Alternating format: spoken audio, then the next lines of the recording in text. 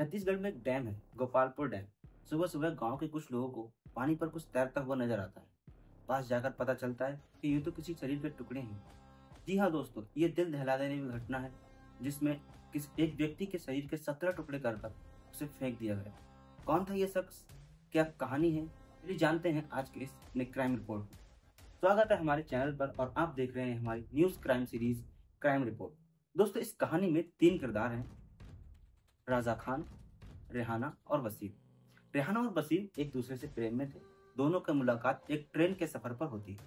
दोनों में दोस्ती हुई और दोनों काफी करीब आ गए।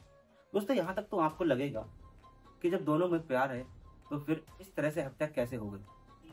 फिर ऐसा क्या हुआ कि जिस लड़के को रेहाना प्यार करती थी उसने उसकी हत्या की, और हत्या भी इतनी भयानक कि उसके शरीर के 17 टुकड़े करके उनको पानी में फेंक दिया।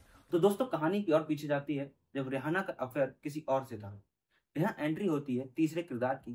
तो दरअसल राजा और रेहाना एक दूसरे से प्रेम करते थे। दोनों का किसी बात पर झगड़ा हुआ और दोस्ती टूट गई। इन्हीं दिनों में रेहाना की मुलाकात वसीम से होती है, जिससे उसकी दोस्ती हुई और ये दोस्ती प्यार में बदल गई। इंस्टाग्राम से वसीम और रेहाना की बातचीत होने लगी।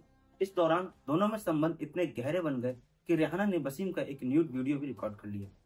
इस बीच रेहाना की बातचीत अपने पहले प्रेमी राजा से भी होने लगी। रेहाना अब वसीम से पीछे छुड़ाने की सोचने लगी। राजा को भी वसीम और रेहाना के बस अफेयर का पता चला और वह रेहाना का पीछा वसीम से छुड़वाने की मेरी मदद करने लगा और दोनों में प्रेम फिर से शुरू। वसीम को जब यह पता चला कि रेहाना का किसी और से भी संबंध है तो उसने राजा और रेहाना से मिलने का दबाव बनाया। राजा के साथ मिलकर रेहाना ने वसीम की हत्या की पूरी प्लानिंग कर ली और साथ में उससे पैसे लूटने का भी पूरी प्लानिंग कर ली थी। रेहाना और राजा के मिलने के लिए वसीम सऊदी अरब से अपने काम से छुट्टी लेकर रेहाना के बुलावे पर आया। रेहाना के बुलाने पर वह बिलासपुर गांव गया। राजा व रेहाना उसको साथ लेकर किराए के मकान पर गए।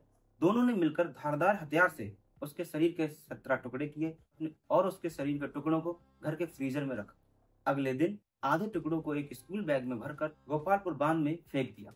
दूसरी दिन रात में बाकी बचे टुकड़ों को भी उसने बैग में भरकर बांध में डाला है। पुलिस से मिली जानकारी के मुताबिक रेहाना ने हत्या करने से पहले वसीम के खाते की पूरी जानकारी ले ली थी और हत्या करने से पहले दोनों ने मिलकर उसके अकाउंट से 8 लाख रुपए निकाल लिए थे। घटना के बाद राजा और रेहाना दोनों फरार हो गए। हालांकि घटना के बाद पुलिस ने दोनों को उड़ीसा से गिरफ्तार कर लिया है। पुलिस ने इसी शुक्रवार दोनों को जेल भेज दिया। दोस्तों, इस विभत्स घटना को देखकर इंसान के प्रति मन में घृणा उठती है। फिर जो अच्छे लोग हैं उनका ख्याल आता है। फिर ध्यान आता है कि दुनिया में अगर इतने बुरे लोग हैं तो फिर अच्छे भी हैं। हमें बस ऐसे लोगों से खुद को और अपने प्रियजनों को सावधान रखना है।